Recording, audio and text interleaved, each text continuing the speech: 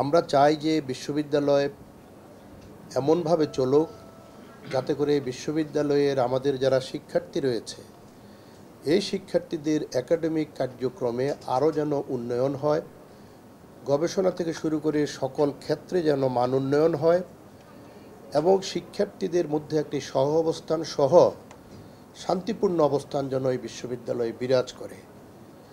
সেই লক্ষ্যে আমরা কাজ করে আসছি এবং নীল দলের পক্ষ থেকে যে 5টি দাবি উত্থাপন করা হয়েছে এই দাবিগুলোর বিষয়ে আমরা প্রশাসনে যারা আছি, সিন্ডিকেটের যে সদস্যরা আছে সেই সিন্ডিকেটের সভায় এর বেশ কিছু আমরা ইতিমধ্যে আলোচনা করেছি এবং সিদ্ধান্ত হিসেবে আমরা নিয়ে এসেছি। জাতীয় পত্রপত্রিকাগুলোতে সেটি প্রকাশিত হয়েছে। সাম্প্রতিক সময়ে আমরা ঢাকা বিশ্ববিদ্যালয়ের সাবেক যে উপাচার্য ও সম্মানিত উপাচার্যবৃন্দ আছেন তারা সহ ঢাকা বিশ্ববিদ্যালয়ের প্রফেসর ইমেরিটাস যারা আছেন তাদের সাথে আমরা একটি সভা করেছি এবং সেই সভায় সেখানেও কথাটি বলা হয়েছে যে একটি জাতীয়ভাবে এবং আন্তর্জাতিকভাবে গ্রহণযোগ্য একটি তদন্তের মাধ্যমে যেন সকল হত্যাকাণ্ডের বিচার করা হয়। নীলদল থেকে যেটি দেওয়া হয়েছে সেটি বিশ্ববিদ্যালয়ের যে এখানে বিষয়টি এসছে, আমরা ইতিমধ্যে একটি কমিটি করেছি এবং কমিটি স্বতন্ত্রভাবে সেই কাজটি করে যাচ্ছে তথ্য উপাত্তের ভিত্তিতে। আবাসিক হলগুলোতে বৈধ এবং নিয়মিত ছাত্রদেরকে যাতে করে উঠতে পারে সেই সংক্রান্ত একটি নীতিমালা ইতিমধ্যেই প্রণীত হয়েছে। সেই নীতিমালাটি আপনারা ওয়েবসাইটে খুঁজে পাবেন। গতকালে সেই নীতিমালাটি ওয়েবসাইটে আমাদের দিয়ে সেটি ব্যাটিং করার কথা। যদি কারো কোনো পরামর্শ থাকে সে পরামর্শটি আপনারা সেই নীতিমালায় দিবেন যাতে করে আগামী দিনে এই বিশ্ববিদ্যালয় খোলার পরে বিশ্ববিদ্যালয়ের বৈধ এবং মেধাবী শিক্ষার্থীরা বিশ্ববিদ্যালয়ের হলে থাকতে পারে, লাইব্রেরিতে যাতে করে তারা পঠন পাঠনের সকল ধরনের সুযোগ পায় এবং বিশ্ববিদ্যালয়ে যেন সহশিক্ষার কার্যক্রমগুলো আরও ভালোভাবে চালু থাকে। সেই জন্য আমরা হলগুলোকে আমরা সংস্কারের আমরা চেষ্টা করছি। যে গণরুম নামে যে কালচার অতীতে ছিল, আমরা আসার পরে সেটি বহুলাংশে আমরা সেটি কমিয়ে নিয়ে আসতে পেরেছি। আর এখন ভবিষ্যতে এই ধরনের কোনো কালচার থাকা বা জোর করে কাউকে রাজনীতিতে অংশগ্রহণ করানো থেকে শুরু করে যে ধরনের কার্যক্রমগুলো হলে চালু ছিল অতীতে, সেটি আমি যখন ছাত্র ছিলাম 80-র দশকে আমরাও সেই ধরনের কর্মকাণ্ডের বা সেই ধরনের অনেক কিছুর আমরা মুখোমুখি হতে হয়েছে। তো বিশ্ববিদ্যালয়ে সুদীর্ঘ দিন লালিত এগুলো যেন না থাকে সেই জন্য আমরা প্রশাসনে যারা আছি we are very much committed এবং আমি অত্যন্ত খুশি এবং আমি নীল দলের আহ্বায়ককে ধন্যবাদ জানাই যে এই ধরনের একটি বিষয় দলগতভাবে নিয়ে আসার জন্য এবং আমাদের অন্য বন্ধুরা যারা আছে তাদের কাছ থেকেও আমরা একই ধরনের যাতে বৈধ ছাত্ররা থাকতে পারে, যাতে করে মেধাবী ছাত্ররা থাকতে পারে হলগুলোতে এবং সমগ্র বিশ্ববিদ্যালয়ে যেন সহশিক্ষা কার্যক্রম আরও জোরদার করা যায় ভবিষ্যতে এবং সেখানে যেন কোনো বাধা না আসে, এই ধরনের বিষয় অন্য বন্ধুরা আমরা যারা আছেন তারাও নিয়ে আসবেন বলে আমরা প্রত্যাশা করি।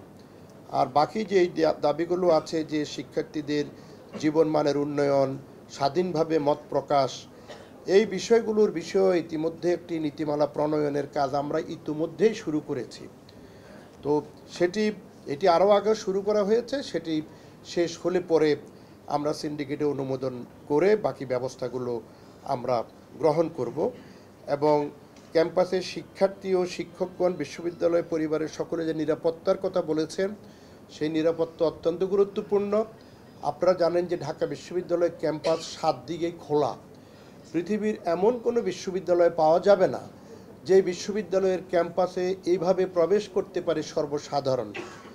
পৃথিবীর এমন কোনো ক্যাম্পাস পাওয়া যাবে না, কোনো বিশ্ববিদ্যালয় পাওয়া যাবে না যে বিশ্ববিদ্যালয়ে আমরা দেখি যে গাড়িগুলো নির্বিচারে চলাফেরা করে, কারণ এই রাস্তাটি আমাদের নয়, এই রাস্তাটি আমাদের নিয়ন্ত্রণে নেই, এইটি সিটি কর্পোরেশনের নিয়ন্ত্রণে এবং রোডস অ্যান্ড হাইওয়ের নিয়ন্ত্রণে।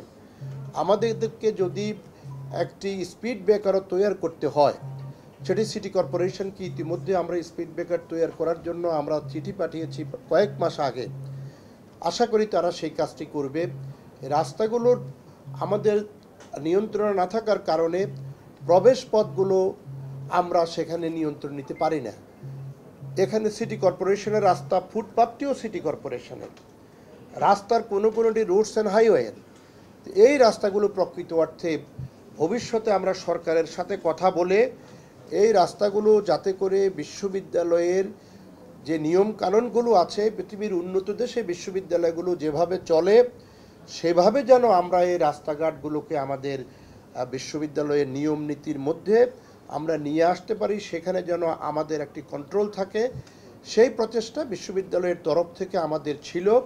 তবে সাম্প্রতিক ঘটনা প্রবাহের কারণে এবং আজকে যেহেতু আপনারা শিক্ষকদের একটি অংশ জোরালোভাবে এখানে তুলে ধরেছেন, এই দাবিটি শুধু শিক্ষকদের নয়, এই দাবিটি আমাদের শিক্ষার্থীদের সকলের, শিক্ষার্থীদের এক অংশের কাছ থেকে অতীত আমি এই ধরনের দাবি এবং সুপারিশ সেগুলো আমরা শিক্ষার্থীদের কাছ থেকেও আমরা পেয়েছি। আমরা আলাপ করেছি প্রক্টরকে। আপনারা জানেন যে ইতিমধ্যে ঢাকা বিশ্ববিদ্যালয়ের যানজট নিয়ন্ত্রণের জন্য একটি নীতিমালা তৈরি করার জন্য আমরা প্রক্টরকে বলেছি। তিনি ভূগোল এবং পরিবেশের শিক্ষক এবং আমাদের প্রক্টর তিনি আরবান স্পেশালিস্ট, আরবান প্ল্যানার উনি। তো ওনাকেও বলেছি যে ক্যাম্পাসের যানজট, ক্যাম্পাসের গাড়ি ঘোড়া কোথায় থাকবে সুনির্দিষ্ট জায়গা নির্ধারণ করে দেওয়া, যেই জায়গাতে রিক্সাগুলো থাকবে, এবং এখানে যানজট নিরসনের জন্য আমরা আমাদের যে মাস্টার প্ল্যান আছে সেই মাস্টার প্ল্যানও আমাদের কিছু নির্দেশনা আছে। তার বাহিরেও আমরা আমাদের ডক্টরকে বলেছি একটি নীতিমালা এবং একটি দিক নির্দেশনা, একটি রোড ম্যাপ তৈরি করে দেওয়ার জন্য। সেটি আমরা আশা করি পাব এবং সে আলোকে আমরা সরকারের সাথে আলোচনা করে যারা এই রাস্তাঘাটগুলো যে সংস্থাগুলোর আওতাধীন তাদের সাথে আলোচনা করে আমরা আপনাদের যে পঞ্চম দাবিটি সেটিও সমাধানের প্রাণান্ত চেষ্টা করব।